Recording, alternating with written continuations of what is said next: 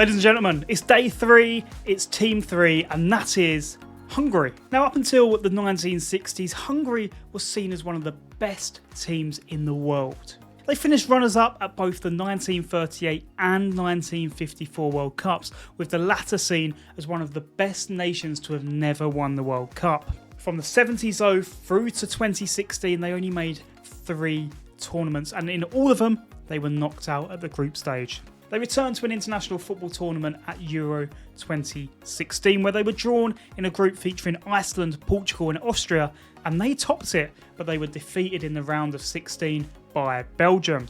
At Euro 2020, they were drawn into the group of death with France, Germany and Portugal, and despite performing very, very credibly, they were knocked out. They finished last in the group. At the 2022-23 Nations League, they were drawn alongside England, Germany and Italy and performed fantastically. They beat England home and away, including a 4-0 victory at Wembley. After 44 years of failing to qualify for anything, they have now made the last 3 Euros in a row.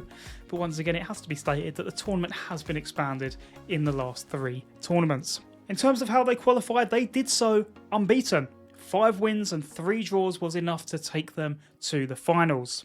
And they were pretty consistent throughout, which is surprising really, because they've never qualified for the Euros before without having to go through the playoffs. This is the best they have ever done in qualification. In terms of the coach, they are being led by an Italian named Marco Rossi. He has had a long relationship with the nation though. He managed a lot of the big teams in Hungary for a long time before he took the national team job, and now he's seen as sort of an honorary citizen. He's been in the role for now 6 years, and he will be hoping for his best showing ever going into Euro 2024. In terms of the players to watch, firstly, the captain has to be given a shout out. It's Szoboszlai.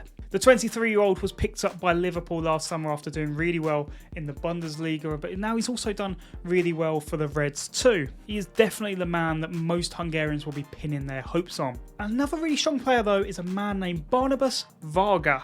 He's been a late comer to the national team. He was only called up for the first time last year at the age of 28. But in the meantime, he's been clinical in Hungary, and in his short time in the national team, he's scored 4 goals. And again, in that very limited period, he's built up a fantastic relationship with Szoboszlai. In terms of their one to watch though, I'm going with Milos Kerkez. He's had a really interesting development period. He spent his youth with AC Milan and AZ in the Netherlands and Rapid Vienna in Austria. He's now at Bournemouth playing in the Premier League, and he's been impressive on occasions, but he's still quite raw. As a whole though, this Hungarian squad has a good blend of youth and a good blend of experience. Its main problem may just be a little bit lacking on the pace front. In terms of how they line up, they use a 3 at the back formation, 4 in midfield and 2 supporting the striker, which is likely to be Varga. They have an incredibly experienced backline, boasting over 200 caps between the defence and the keeper.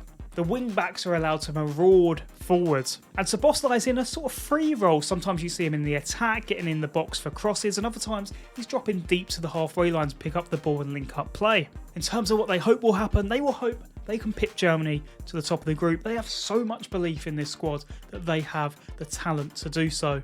They believe they can probably get through the last 16, and then once they're in the quarterfinals, who knows? In terms of what I think is going to happen though, I think they're going to get through the group, finishing in second.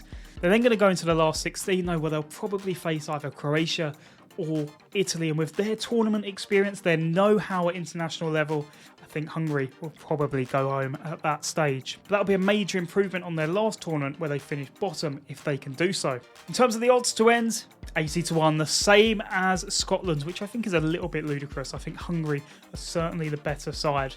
But who knows? Who's to say? Let me know in the comments your thoughts. And if you want to see any of the other teams previewed ahead of Euro 2024, check the playlist next to me. But for now, I will see you guys tomorrow.